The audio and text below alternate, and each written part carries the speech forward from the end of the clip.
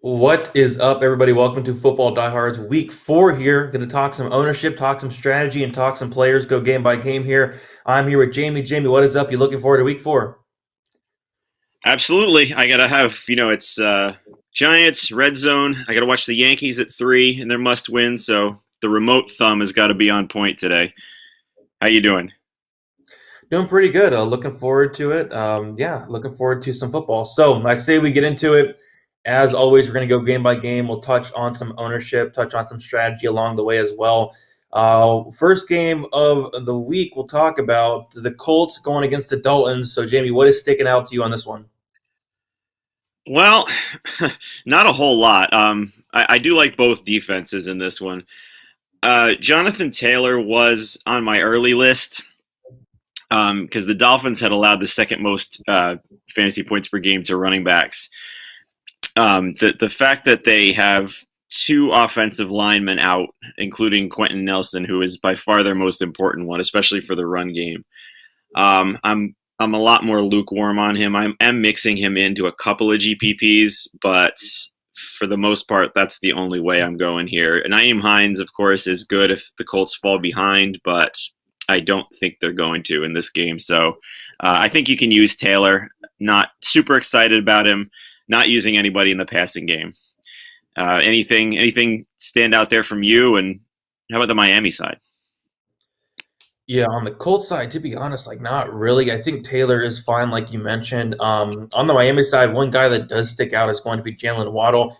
Earlier in the week, I was really struggling to find value at wide receiver, but Waddle was something that definitely did stick out at 4,900, just based on the fact that he's going to get a ton of targets. Right, 13 targets last week, 8 in week 2. They're getting him the ball. And like you mentioned, the defenses are both in play as well. So if anything on the Miami side, I like Waddle. Don't want to get too involved with the running game at all. Any thoughts on Waddle? You mind him at all? Yeah, he'd probably be the only one on that side that I was interested in too. He does lead the Dolphins in targets. Um, his average depth of target is awful, but in the PPR format, that matters less. And he's, like you said, 13 targets, 88% of the snaps. So he's definitely going to get the volume for that floor here.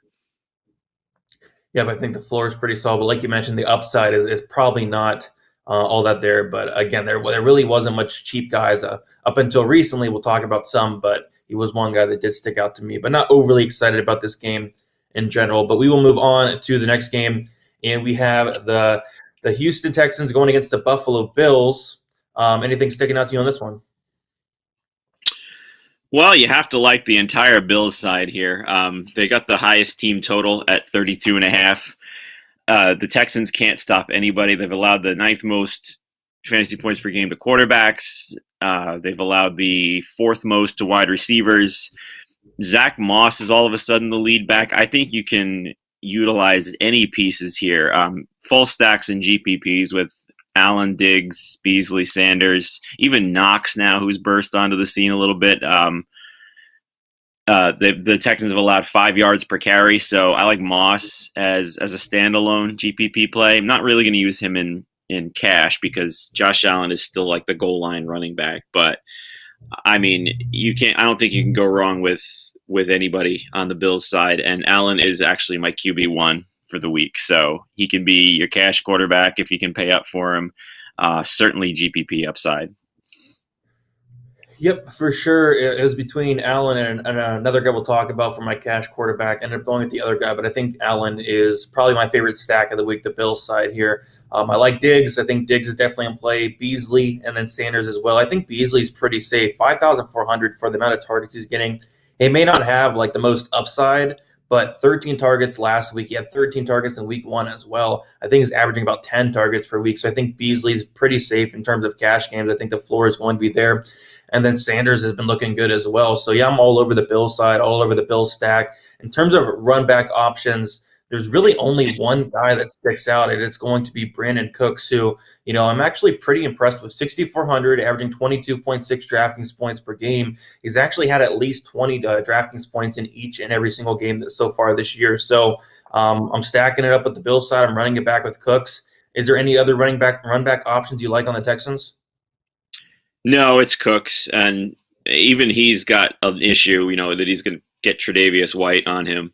But, you mentioned it. I mean, he's got a 43% target share. He's the entire team, basically. So if you are stacking Bills and running it back with a Texan, he's the only one that you're using.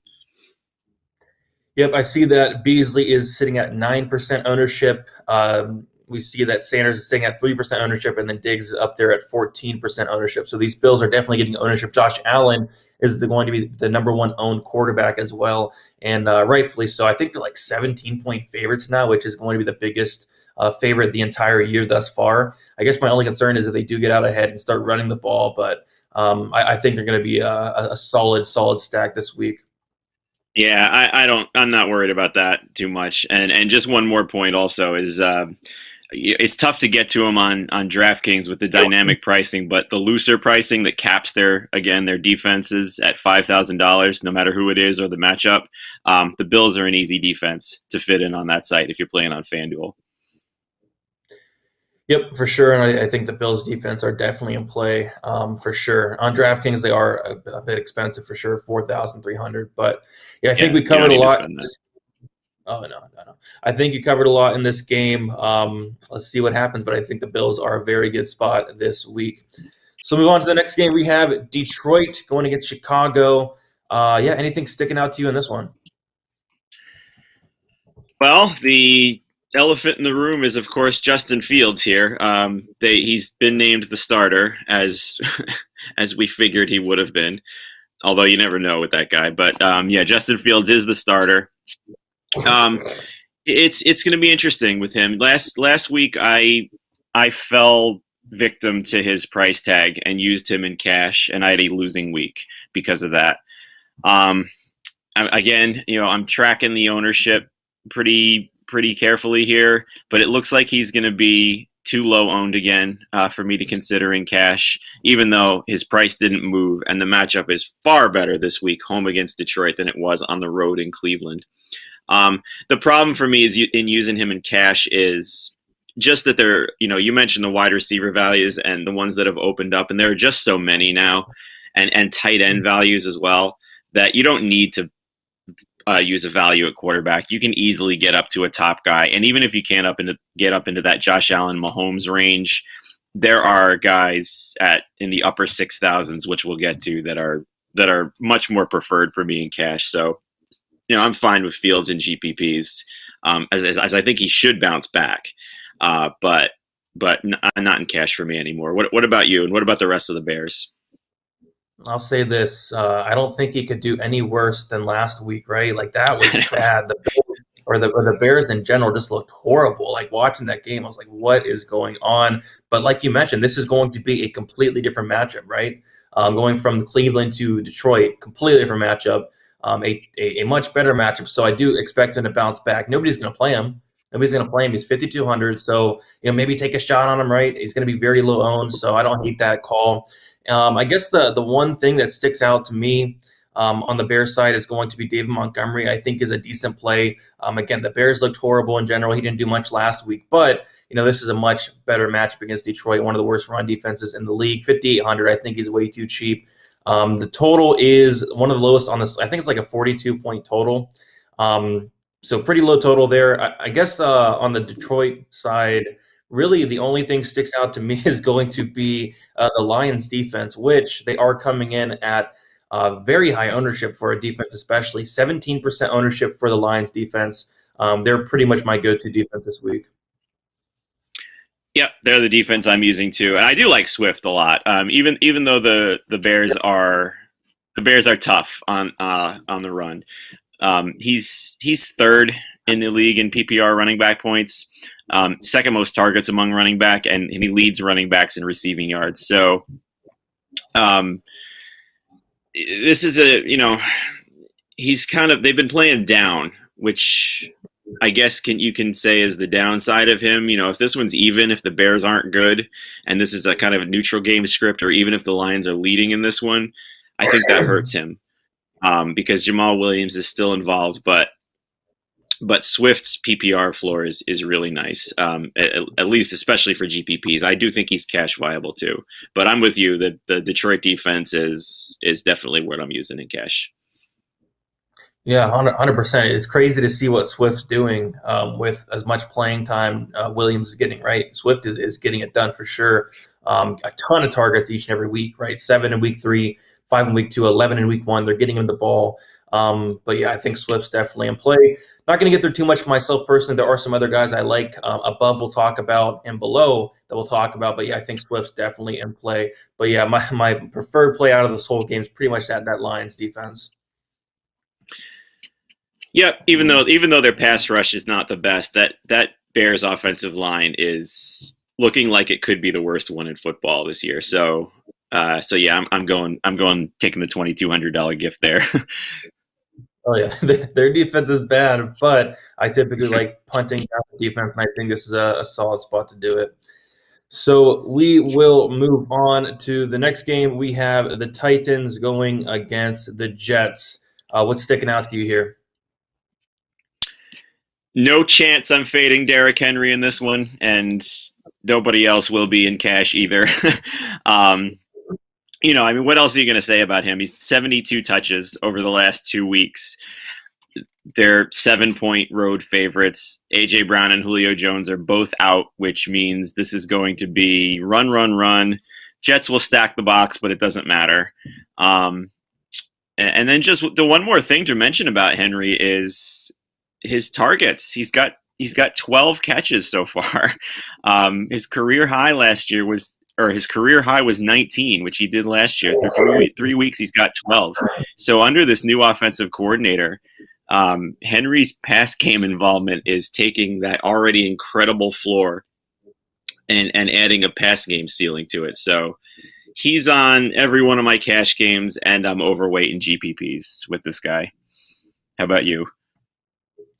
Yep, I don't think I'll have a single lineup without Henry this week, to be honest. I mean, this is a phenomenal spot for him. Going against the Jets, very good matchup. They're favored. Like you mentioned, wide receivers out, Brown and Jones there. And yeah, like you said, what I typically never really liked about Henry in terms of DFS was going to be the lack of pass catching upside. But we take a look at it, and this year thus far, he has more receptions than Alvin Kamara. And if you'd have told me that earlier in the year that week 4 he's going to have more receptions than Kamara, I probably would have called you crazy. But no, here we are. So I just don't see how I cannot play Derrick Henry this week. Everything lines up for him to be in a phenomenal spot. We do see that he is projected to be the highest owned running back on the slate. 20% owned. The next highest is 15% owned in Alvin Kamara. And for a very good reason. This is a very good spot for Derrick Henry. Outside of Henry, though, anybody else you looking at on the Titan side? Yeah, with Julio Jones and A.J. Brown out, you get Westbrook-Ikhine and Chester Rogers as the top 2 receiving options. Certainly not the same caliber of talent as the guys that are being left behind, but the price is right. Westbrook-Ikhine is $3,200. He's for sure going to be in my cash lineup. And Chester Rogers operating out of the slot I think is fine in GPPs. And if you prefer him as the go-to option, I don't argue, but I'd go with the ownership here. And I think it looks like Westbrook-Ikhine is going to be the higher owned one. And then Firkser at tight end, I think is fine too, as a cheap tight end option for GPPs as well.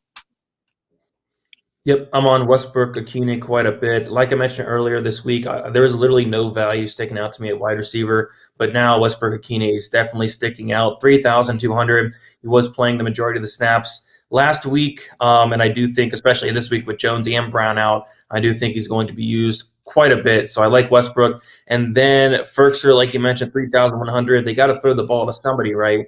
And I think he could benefit from Jones and Brown both being out. But yeah, Westbrook-Ikhine is somebody I definitely do like at that price tag, and he will be in my cash lineup as well. Titans defense, I think, are fine. Other than that, on the Titans side, nothing else sticks out. And on the Jets side, nothing. I guess Corey Davis sticks out. Tennessee has ranked 32nd against wide receivers thus far in terms of DraftKings points given up. I think Davis is interesting at 5,000. Could be a decent run back option. They're going to be trailing. They're going to be passing the ball, 10 targets last week. Davis looks interesting, but outside of Davis, that's probably about it for me. Yeah, I think Davis is a semi-important player on this slate. If you want to get if you're doing like us and you're either going all in or overweight on Derrick Henry and GPP, knowing he's going to be massively owned, I think bringing him back with Davis is a good way to get some leverage because Davis isn't carrying ownership, and that is going to lessen um, some of the Henry lineups that you have. That's going to give you that edge over a lot of the lineups that do have Henry in there, the ones that don't have Davis. So if the game script goes the way we think, that's a good one to do. And then I think you can use the Jets defense in GPPs at the minimum price. I wouldn't go nuts on it, but with those two wide receivers out, there are game possibilities where it's close or where the Jets are leading in this one at some point and the Titans are throwing a little bit more. I don't see it, but I don't think it's ridiculous either.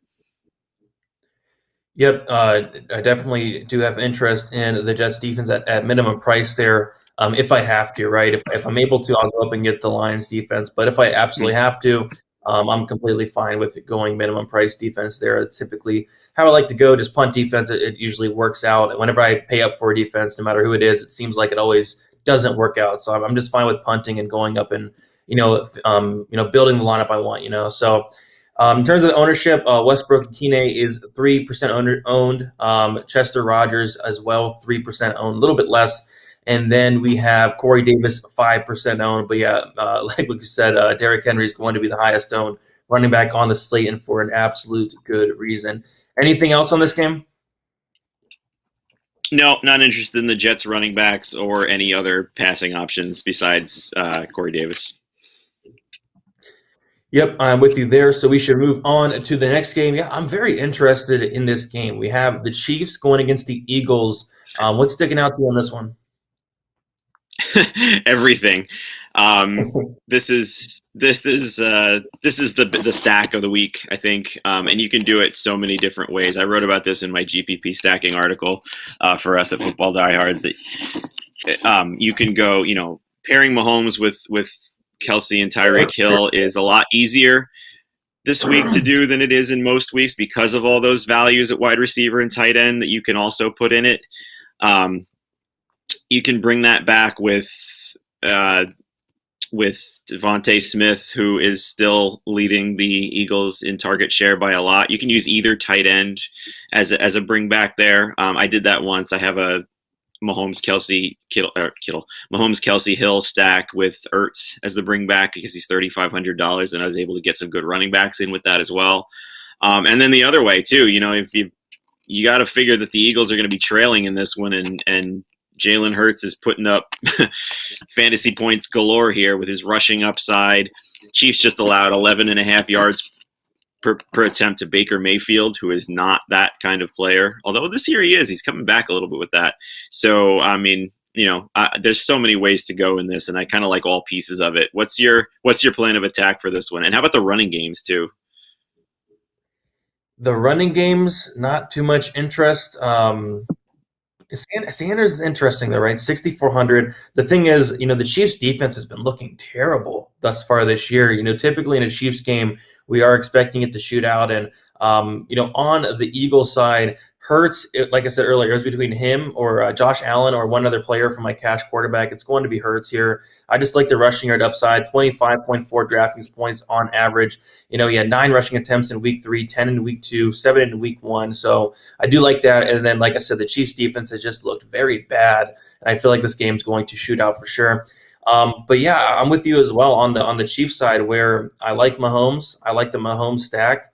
I like Tyreek Hill. Tyreek Hill has disappointed, which is crazy to say, right? 10.7 DraftKings points week 3, 5.9 week 2. Had a great week 1, but he has disappointed the last 2 weeks. I think it's a great bounce back spot for him here against Philadelphia. And then Travis Kelce is always in play each and every week. And for me this week, in terms of tight end, I'm either going to be paying all the way up at tight end and getting Kelce, or going all the way down and getting some of these value guys down at tight end. And we'll talk about some more of them as we go on. But yeah, very high on the Chiefs side. Smith is fine as well. But yeah, I think there's just so many ways to attack this game. Do you have any interest in the running game? I'm not extremely high on it. I know Clyde Edwards-Helaire did come through for me and maybe you last week even, and a lot of people last week. 100 rushing yards, that was awesome, but they did price him up about 600. I don't know if I'll go back to him, but he's okay, right? Yeah, he's okay. But their Eagles are traditionally a pass funnel defense. I mean, I don't know if that's going to change with their game plan against this team, which it could, of course.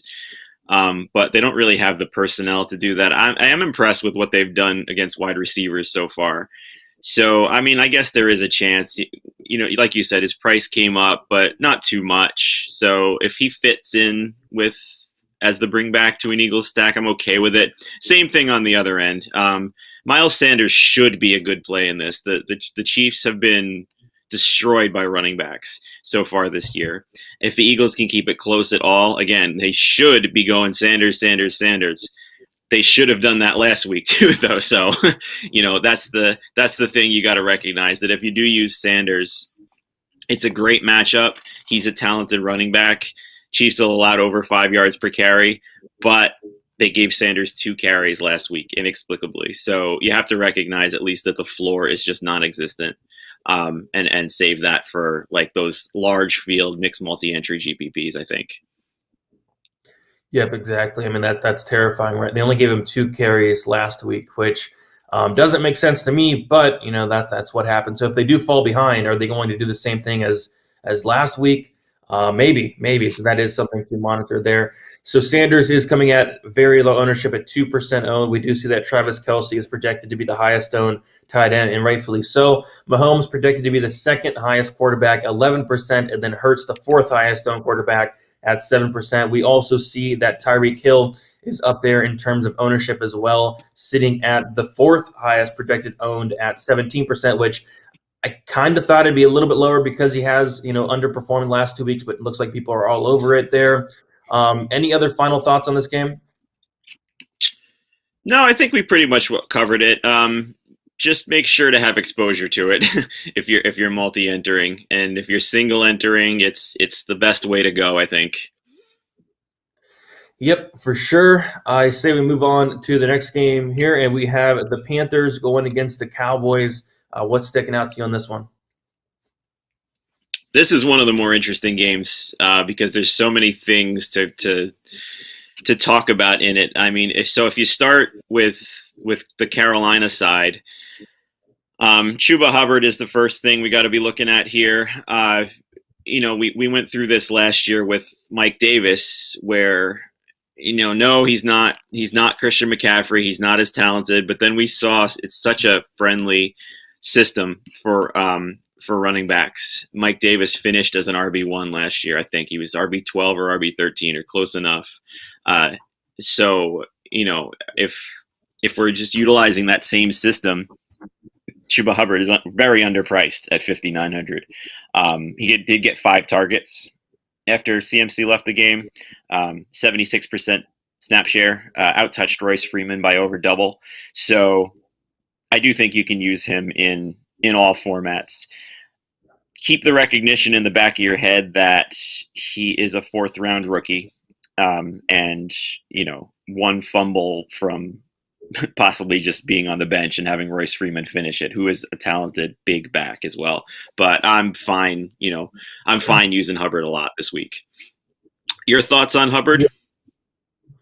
Yeah, I'm glad we line up there, and I like how you mentioned that you said he feels underpriced. Right, I've heard takes that he looks overpriced, and I completely disagree with that. I think he's underpriced as well, and he's going to go right into that Christian McCaffrey role. And like you said, he's nowhere near Christian McCaffrey, but he really doesn't need to be. He's not going to be priced up like a Christian McCaffrey, and I'm really shocked, to be honest, by this ownership. Hubbard's coming in at 8% ownership, which is just way too low. That makes him like the 8th or 9th highest owned on the entire slate. I think it should be a lot higher up. I mean, David Montgomery is a lot higher owned than him, so that's weird to me. I think is a great play, pass catching upside. I love the matchup against Dallas as well. Hubbard is somebody that I'm going to quite a bit this week. Like you said, he is a rookie, but I think he's going to go right into that McCaffrey role, and he's not going to look like McCaffrey, but like I said, he doesn't really need to.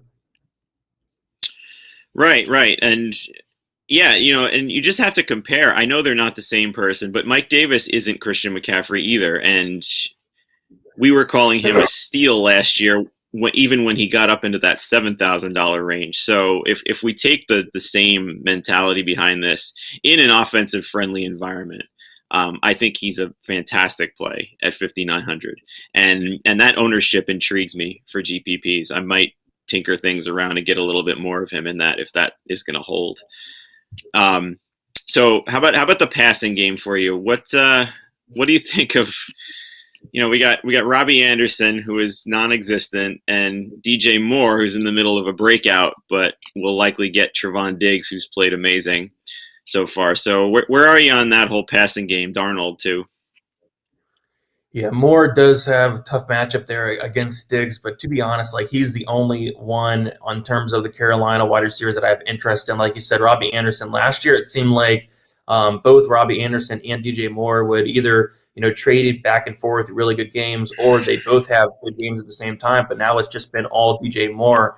I'll probably have some DJ Moore 6,600. Like I mentioned, the matchup does concern me a little bit, but I think the targets will still be there. No McCaffrey, and he's already averaging a little bit over 10 targets per game. But yeah, the matchup does worry me a little bit. Terrence Marshall is very cheap at 4,000. So yeah, for me, Moore if anything. But like you said, the matchup's kind of scary. Yeah, he had been in my cash all week at 6,600 because for what he's done, he's really not priced correctly. But kind of as these values have opened up and I've realized that I might be able to get all of Henry, Kamara, and Devontae Adams into my cash with a decent quarterback, I've kind of moved away from DJ Moore there. Yeah, looks like he's actually the second highest owned wide receiver. Yeah. 20% owned. Yep, which bothers me to fade, and it's still not certain that I will. But I'm not going to settle for that if I can get like a Henry and Kamara at running back, which seems like it's very doable this week. Yep, very doable for sure. We didn't even talk about the Dallas side. What's your opinion on Amari Cooper? Like Amari Cooper is way too cheap. 6,000 for Cooper. Like that makes no sense. And then we also see that Lamb is 6,700. Like these prices are pretty cheap for him.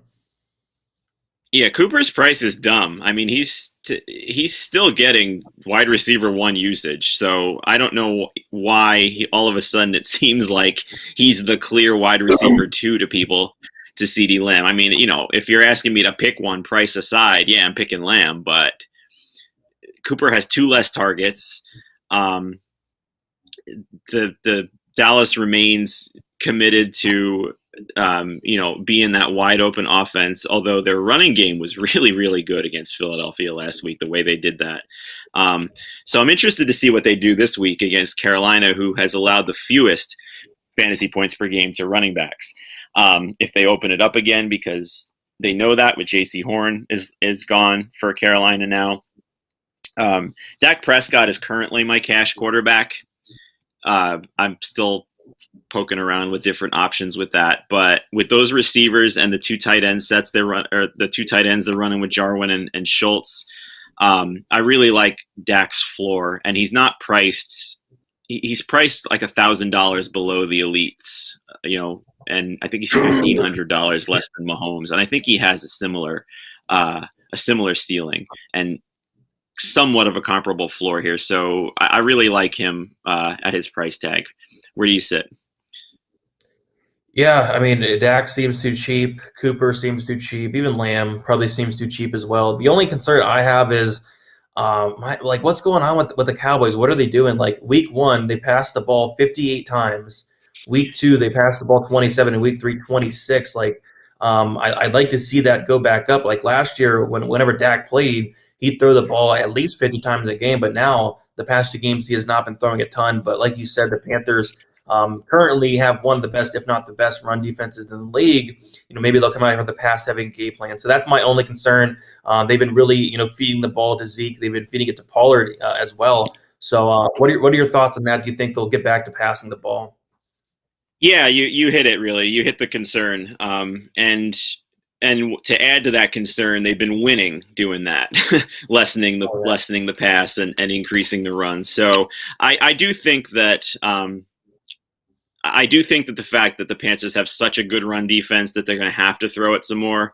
But I mean, you hit it with that. It does take away some of that kind of like, set Dak Prescott in there and watch the pass attempts roll in.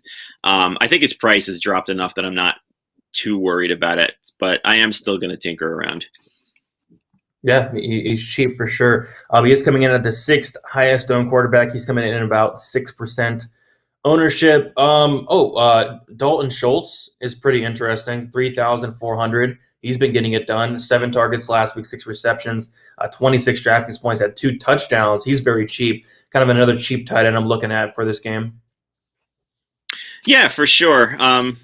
I wish one of them would go away. The other one would be amazing if they did. They ran the same number of routes last week. And Jarwin's average depth of target is higher than Schultz's, but Schultz is, you said that, he scored the touchdown. Schultz is getting the red zone look. So of the two, he would be the one I would choose for sure. But I wouldn't use him in cash, but he's definitely a good GPP option. Yep, right there with you. Anything else on this game, or you think we should move on? Well, are you using either running back in this one? Zeke looked great last week. Do you have him at all? I don't. I do not. But they are giving him the ball. No Zeke for me. Hubbard, though, I have a ton of Hubbard, have him in cash even, and then I'm going to have a tournament with him as well.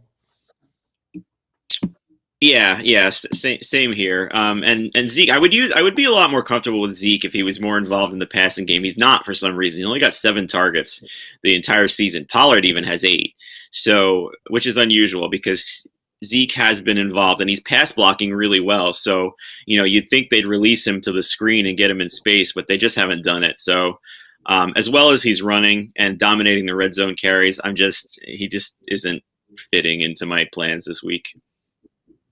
Yeah, I think he's fine, right? Pollard's being involved, and then on top of that, bad matchup against Carolina's run defense.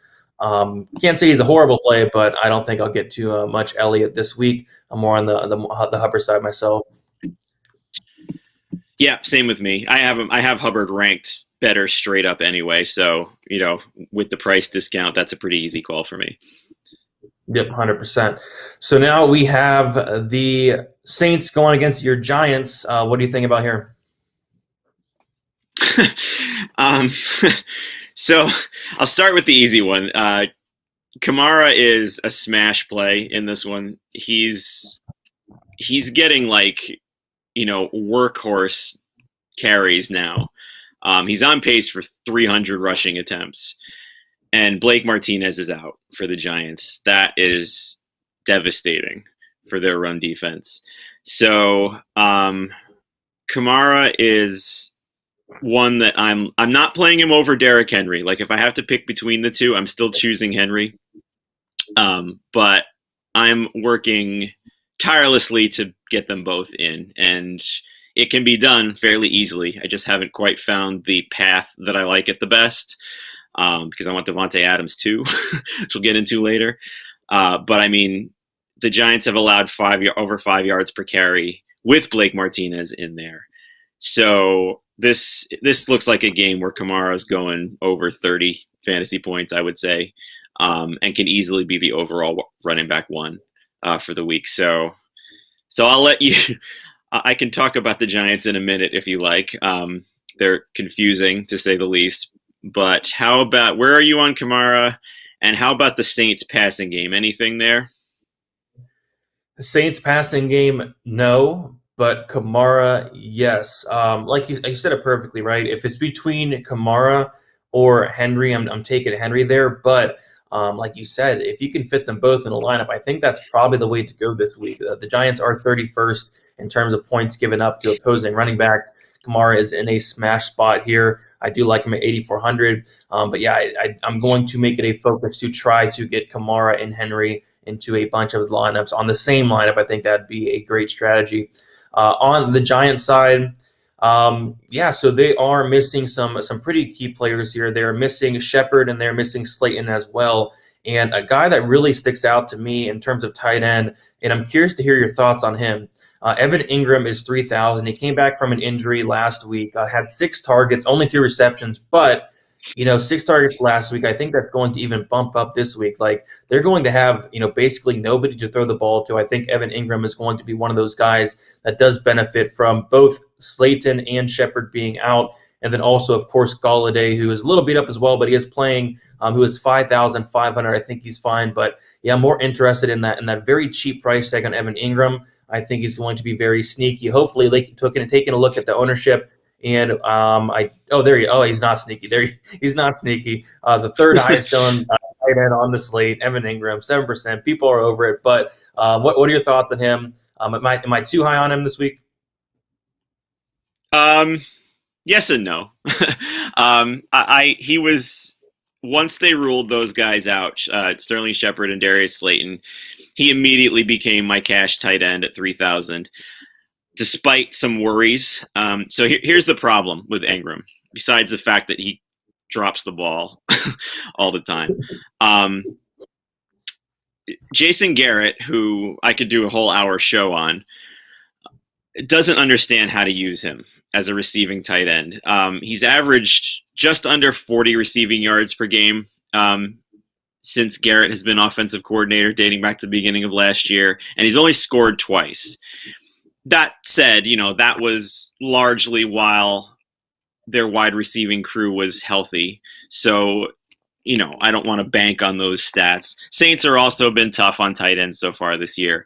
But at $3,000 with, like you said, a huge expected target boost just because 2 of their top 3 guys are out.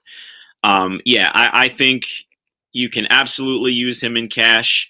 I'm fine using him in GPP at 3,000 just because he's priced so cheaply. That ownership you said frightens me off in GPP a little bit more. But he's fine. He should get the volume. Kenny Galladay is going to face Marshawn Lattimore, but they need to get him involved. They gave him a massive contract. He doesn't have Shepard and Slayton to deal with targets here. Lattimore has been good, like great actually. So he's got a low floor, but a tremendous ceiling, I think. So I'm fine with him in GPPs. And after that, it's just a guessing game. You can use Kadarius Toney. He's a first-round dynamic talent. He's $3,300. He's going to play the slot. But who knows? Our offensive coordinator is not something you can bank on at all. Like, he doesn't know how to get these plays the ball. It's just too boring, and it's a big part of the problem. Colin Johnson is, again, fine. He led the team in targets after those 2 guys went down in week 3, but there's no one that you can say is really a better option than any others. I think the most bankable asset in that passing game is Ingram at 3,000, which is scary.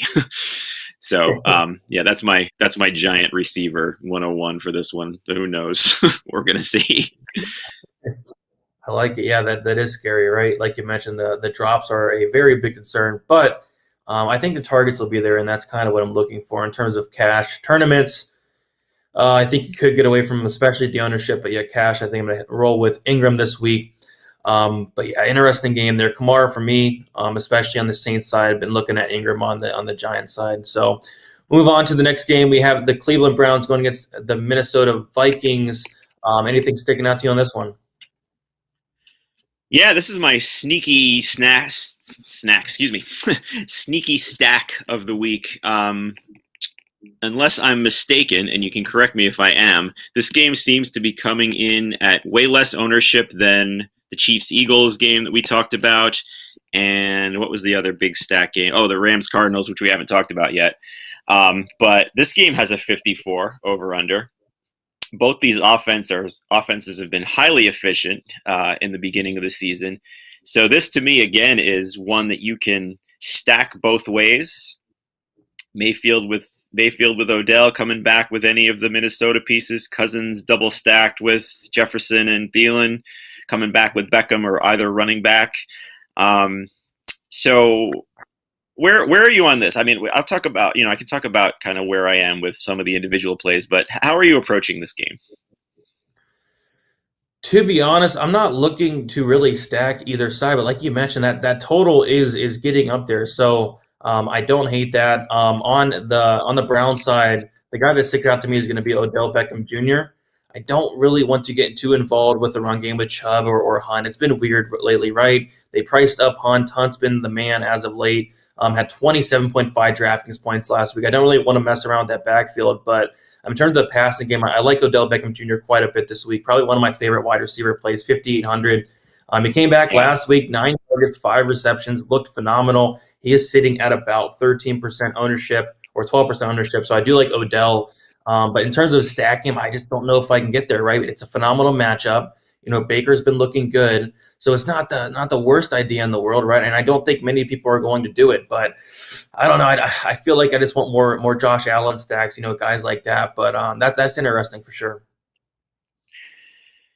Yeah, and I have a few. I have a few different ones. I like I said, I have one with Cousins and both Jefferson and Thielen coming back with Odell, and then one with Baker and Odell coming back with Jefferson, and then one with Baker and Odell coming back with Cook too. I think Cook is going a little bit overlooked here just because he's up there with Henry and Kamara, who are clearly the more stable plays and the better ones on this slate. But Cook is playing, and when Cook plays, he's the guy. He's not going to come back and timeshare with Madison. Madison is strictly a handcuff. So I do like Dalvin Cook, even as a one-off. If you want to take that shot that he's going to outscore or at least match both Henry and Kamara this week, he has that ability and the workload to do that. So I'm definitely okay using him at, for sure, a lower ownership than those two guys, especially as a bring back if you're stacking Mayfield and Odell. He definitely has the ability to, and if I'm not mistaken, which I'm sure I'm not, this game, the Cleveland game, has a much higher total than the game Henry's playing in, and then the game that Kamara's playing in as well. Like you said, a 54-point total, which that has came up a lot throughout the week to make it one of the highest totals on the slate. And Dalvin Cook is coming in at very low ownership in terms of him being Dalvin Cook, 9% ownership, where we see Henry being over double that, and then Kamara being about double that. So, yeah, I think it's a very interesting take there, right? Because, he very well has the ability to outscore both guys. And if he did, nobody would really, be surprised, right? So I think that's a very, very solid take there. Yeah, like you said, on the Minnesota side, I don't hate those Minnesota stacks, right? With Cousins, you obviously have Jefferson and Thielen as well. High total, I don't hate that as well. But yeah, anything else sticking out to you on this one? Do you have a preference over which tight end you use over the three that they run out there? I don't think I can get to any of them. Yeah, okay. I'm trying to get a sense of that.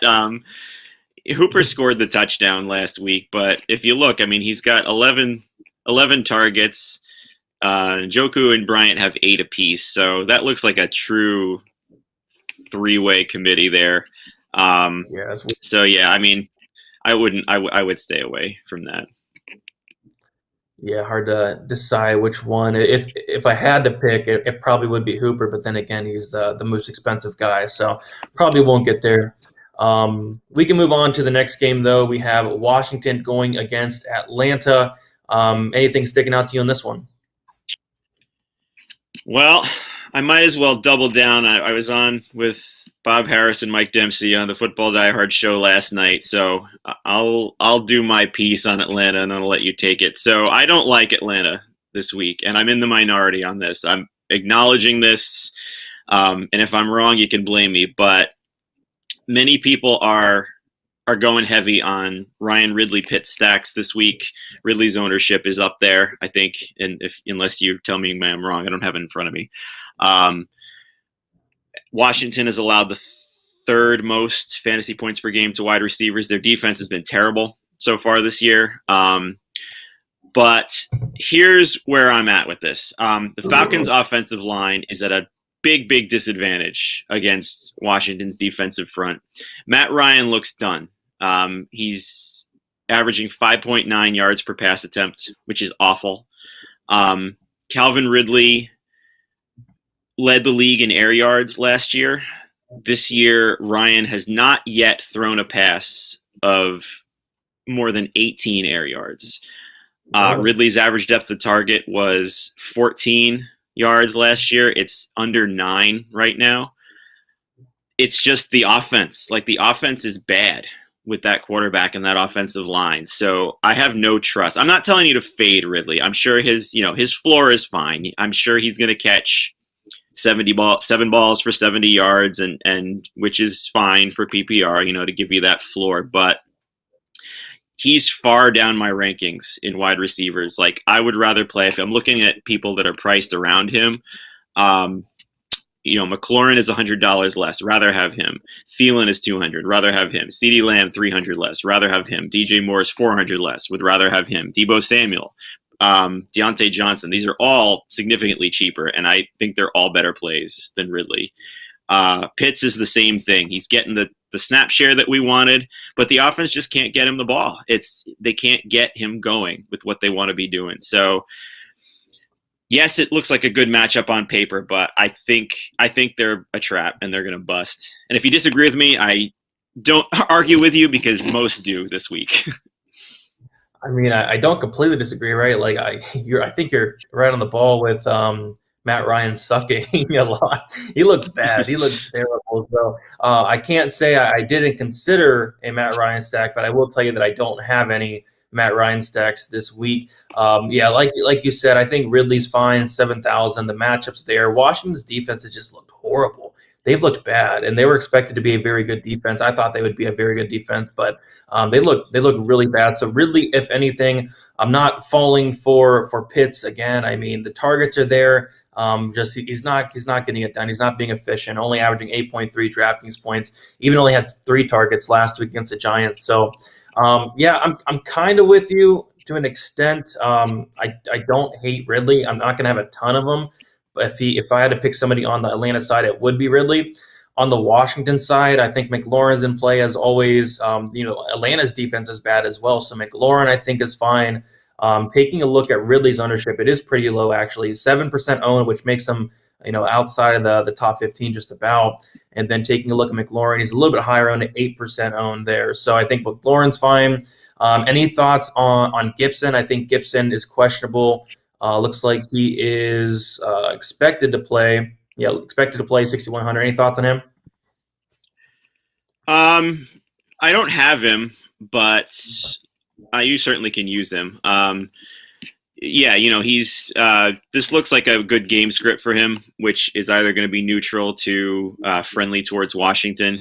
So he's kind of that running back that we've already touched on, where you really need them to be leading or a close game to really unlock what he is.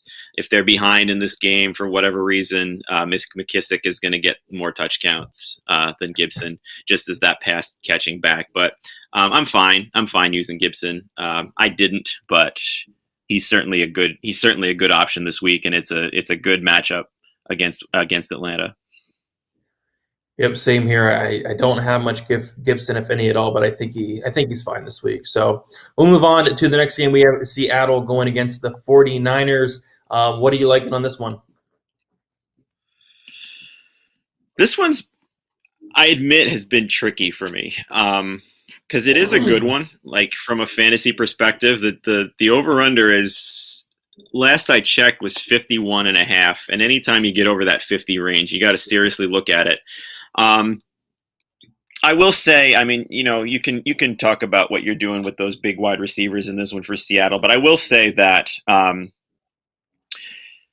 Will Dissly is going to be my cash tight end now at $2,600 with Gerald Everett being on the COVID list. He's not officially ruled out, which is going to be a pain in the butt for me if he is. But so far, unless you've seen something that I haven't seen him ruled out officially yet. But generally, when players get on the COVID list, when he is, like Antonio Brown last week, he's not going to play. So I think he's listed as doubtful right now. So, Disley will run, I would say, more than half the routes at tight end here. He doesn't have to do much at 2,600. 49ers this year are far worse against the tight end position than they were last year. So that to me is the way I'm going to go. If you want to go back to Evan Ingram, like we talked about, for a couple $100 more, I don't argue it, but that $400 is actually quite precious to me in the builds thus far. Are you using Disley, and where are you on Metcalf versus Lockett, which is a weekly headache? Yeah, I do have some Disley. I ended up going with Ingram instead, but I can't argue the price savings there. Don't think he has a ton of upside, but at 2,600, you don't really need much. He is coming in at a pretty low ownership thus far, 3% ownership for Will Disley, whereas Evan Ingram is, a lot higher owned than that, 7% owned, the third highest tight end. So, I like Disley there. And then as far as Metcalf, it is an extreme headache each and every week deciding who to pick, Metcalf or Lockett. Last week, I actually got it right for the first time. I've been going Metcalf over Lockett each and every game this year, and it finally worked out. Metcalf finally had a good game, 25.7 DraftKings points, but it's so hard picking between the two. Lockett only had 7 last week, so probably Metcalf again for me if I had to pick one. Only $100 more than Lockett. I think Russell Wilson stacks are interesting. I'm personally leaning more towards like a Bills stack or a Mahomes stack, but I can't argue that a Wilson stack is not a good look this week. But on the San Francisco side, one play that really sticks out to me is going to be Brandon Ayuk, and this was a guy that I was very high on last year. I was very high on coming into the start of the season this year, and then he goes out there in week 1 and doesn't even play. Has 0 targets, 0 receptions. Week 2, kind of the same thing, only 2 targets, 1 reception. But week 3, they start to get him involved. 6 targets, 4 receptions, had a touchdown as well. And, I guess he was hurt earlier in the year. I guess he's back now. And if he is indeed back, I really like Brandon Ayuk at this price tag. But there are some question marks on this. I would not play it in cash, but I think for a tournament lineup, I think Brandon Ayuk could be very interesting because if he is indeed back, 5,000 is way too cheap for him. Ayuk had 5 red zone targets last week. That is incredible after that usage in the early going. I'm right there with you on that. I think he's an incredible tournament play in this one, especially since Seattle Jason Verrett is done for the year, and I think Josh Norman is out also, and their slot cornerback is out. They have an entire – oh, excuse me, I got the wrong end. I got the wrong side there. That's for the Seattle side. Forget everything I just said. But yeah, Ayuk at $5,000 is screaming upside to me in this one, especially if George Kittle is out or limited, which it looks like he's going to at least be a game time decision. So yeah, I'm with you on that one for sure. I like it. So I think we covered most in this game. I say we move on to the next one. We have the Cardinals going against the Rams. What do you like on this one?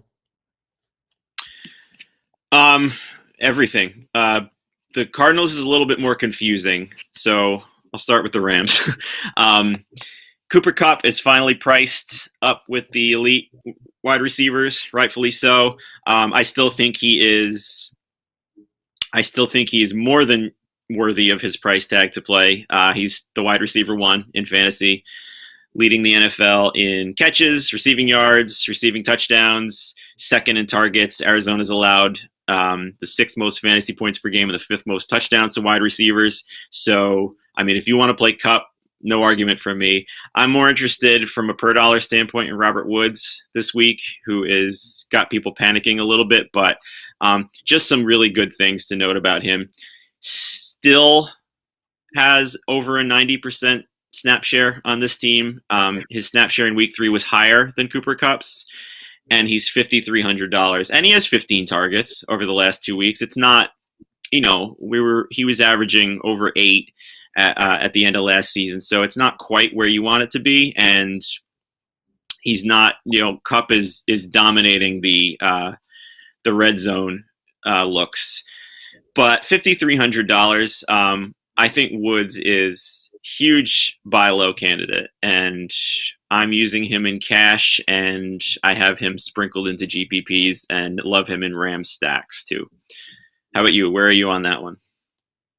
Yeah, he's just so cheap, right? 5,300 is crazy.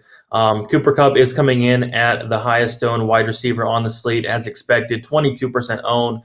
He's been phenomenal. He's going to regress at some point. Maybe it's this week, but the matchup is definitely there for him, so can't argue that. I think Kupp is in play up top for sure. The only problem is I kind of would rather play Devontae Adams and or Tyreek Hill at lower ownership, to be honest. I mean, if you would have told me that Cooper Kupp was, just 100 cheaper than Devontae Adams earlier in the year, I probably would have called you nuts. But, here we are. So I'd rather go to an Adams or an Hill, but I can't argue that a Kupp is a bad play because he's not. He's a great play. And then also Robert Woods, like you said, I love him at the price tag, 5,300.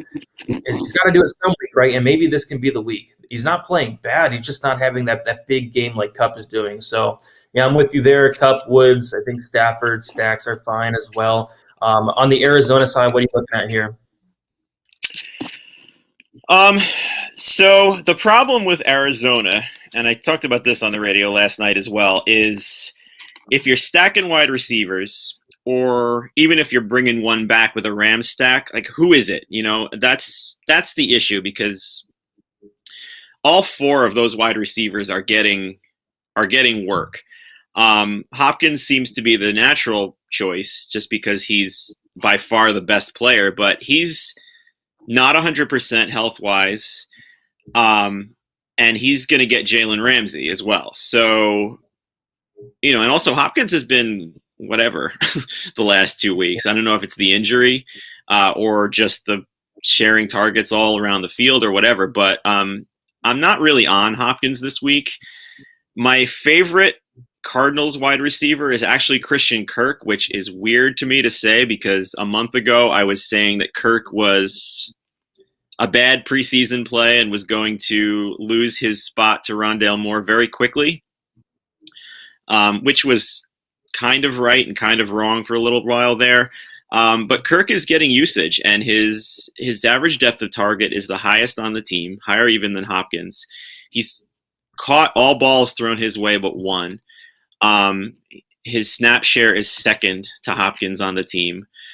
And, we're looking at a Rams defense that was just destroyed by a similar offense with multiple wide receivers spread out with the Tampa Bay offense. So Kirk is actually my favorite one on this team. What are your thoughts on that? I mean, I can't disagree that the problem is, like you mentioned, there's just so many options that it makes it hard, right? You have AJ Green, who's out of nowhere playing very good.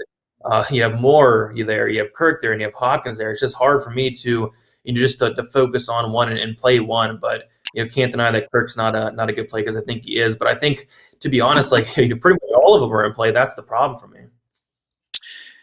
Yeah, and so I mean, I think you're in a position where. You're right. Like, I think if you're playing mixed multi-entries, like if you're playing those 150 lineup things, or even 20 or 30 lineups, I would just make one with all of them and just hedge your bets with it. But if you're going single entry or 2 or 3 entry and you got to pick, that's where it gets a little bit tricky. And that's what I'm doing as far as GPP goes. And I picked Kirk because I wanted to get that Rams stack in, but I don't have any Arizona stacks just because of that uncertainty. And you got Chase Edmonds too. Chase Edmonds is involved in the passing game, and I think he's also fine. Yeah. And then you got Kyler Murray's rushing upside as well, which could take away from all the receivers, which we haven't seen yet. So that's a tough one. Like, you want it, but it's really hard to get to kind of pinpoint the key point there. So I would say Kirk or Hopkins would be the way I would go, though. Yeah, just a tough situation. But yeah, we have Kirk sitting at 3% ownership. We have AJ Green sitting at 2% ownership. And then we have DeAndre Hopkins, which this is interesting. He's sitting at 6% ownership. Of course, there are some injury concerns. Is he healthy? Is he not? Doesn't look like it. So, very tough situation there. But I think we covered everything in this game. I say we move on to the next. We have Baltimore going against Denver. Anything sticking out to you on this one? This one's a tough one, especially if with Rashad Bateman back. Obviously, I think you can play Lamar Jackson because he's Lamar Jackson, but just something to note about Denver. They've given up the second fewest fantasy points per game to running backs, 3.2 yards per carry, haven't allowed a touchdown yet. And they're also a top 10 pass defense here too. So this game has a 45 over-under, which is actually higher than I thought it was going to be with these two teams. So I'm really not interested in anybody on the Baltimore side except for Lamar Jackson. And even him I don't have any of, just because the quarterbacks he's priced around are part of such high-octane matchups that you can stack them with. You know, Josh Allen and Mahomes are in pristine spots, and then even Kyler Murray, who we just mentioned, I'd rather have than Lamar Jackson. So the Baltimore side I have nothing of. Anything for you there, and where are you on Denver? No, I mean, to be honest, like nothing in this game for me, but I guess what does stick out is you mentioned Lamar, right? He's coming in at 2% ownership, which is one of the lowest quarterbacks on the entire slate, which that's intriguing to me because, again, he is Lamar Jackson, right? Right, yeah, and that ownership is one where if he does what he did not last week, the week before, where it's just kind of the Lamar show when they played the Chiefs, then he's going to beat all those quarterbacks. So I'm okay with it. I'm not doing it, but if you tell me you're running, you know, what we call a naked Lamar, I'm not arguing with you. But I don't like any of the pairings with him, and I don't really even like a bring back with Denver. So it's just not how I do GPPs. But he's definitely got the upside there.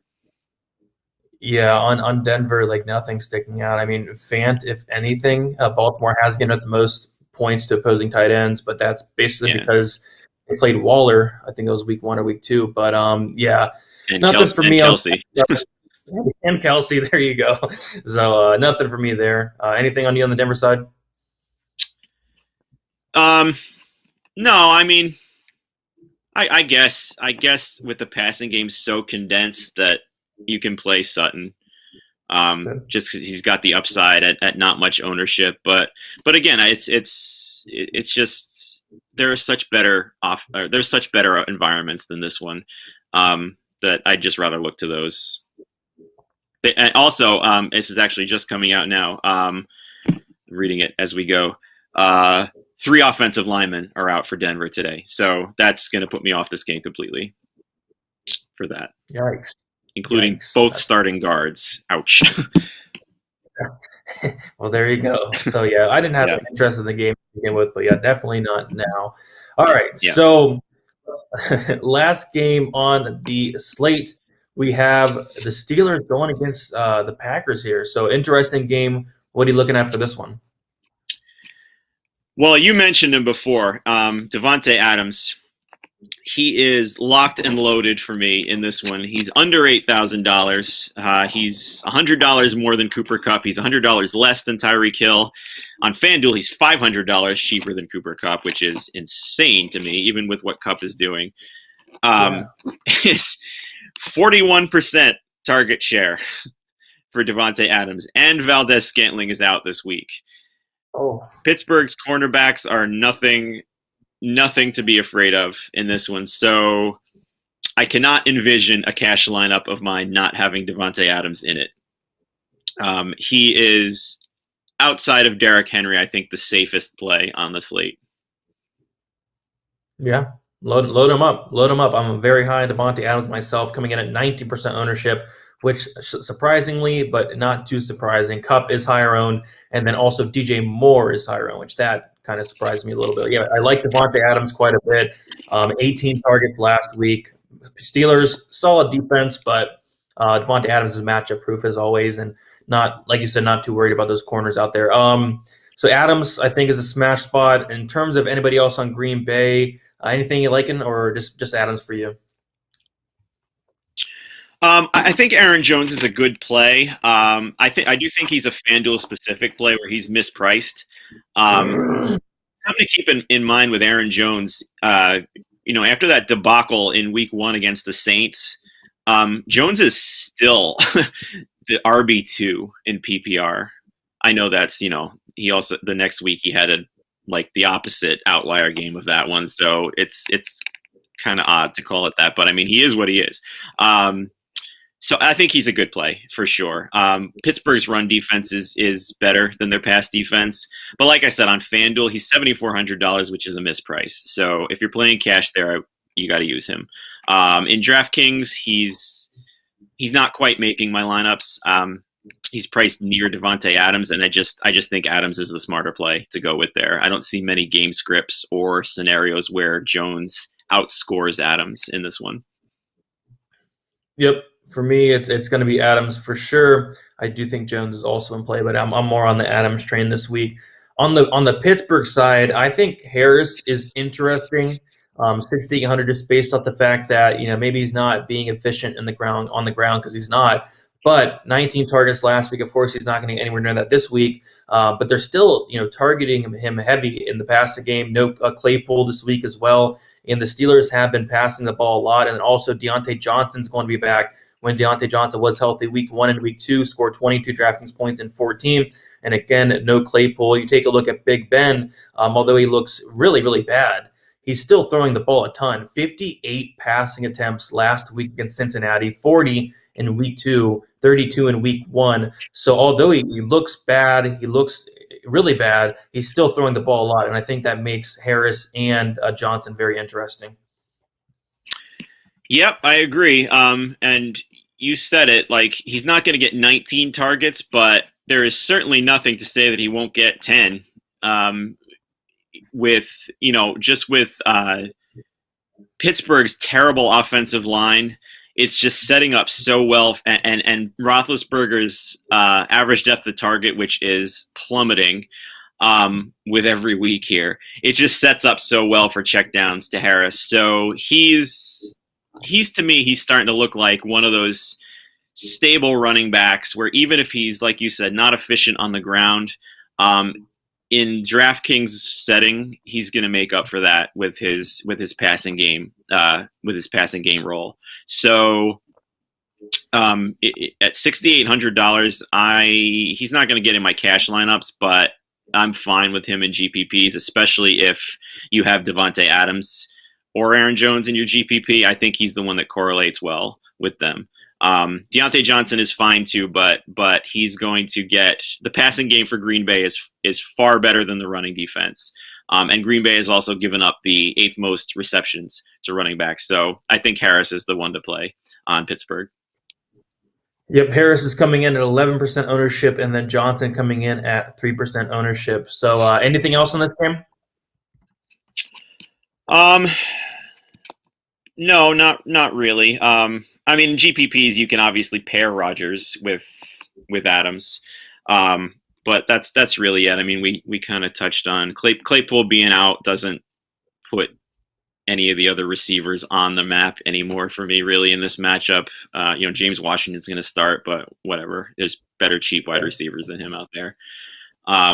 Juju Smith-Schuster, I just saw as we were doing this show, got a pain-killing shot before, in warm-ups. So I don't care for that kind of talk when having a player in fantasy.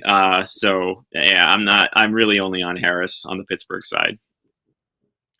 Sounds good. So yeah, guys, that is about it. Jamie, any final thoughts for the slate? Anything else you'd like to add?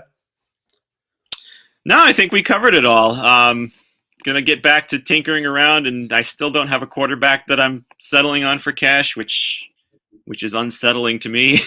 So we'll get back at that, and we'll go for it. You've actually in our show as we've been doing it, I'm seeing that I have $4,900 left in one spot, and I might take your Waddle advice because it fits my build. I just got to know if I'm comfortable with him in cash or not.